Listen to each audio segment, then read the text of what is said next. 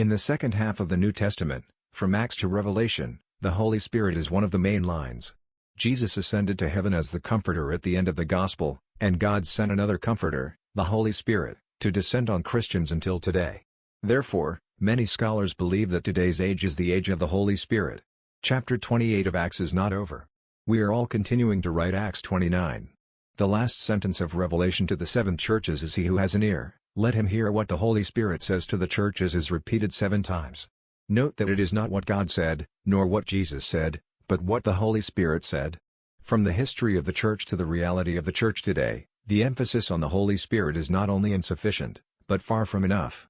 Throughout their lives, many Christians only know God up to Jesus, and many of them keep a respectful distance from the Holy Spirit. Can interview some old Christians. Have they ever prayed to the Holy Spirit? We know that prayer is talking to God. We all talk to the Father and the Son all the time, but what about the Holy Spirit? Still need to pray to the Holy Spirit? Many Christians have this doubt.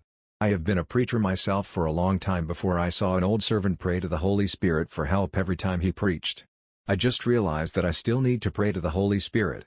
My personal experience is that it is not too much prayer to the Holy Spirit, but too little. Not too early, but too late. Nearly half of the second half of the New Testament is Paul's letters. When we read Paul's letters, we attach great importance to the parts about the Father and the Son.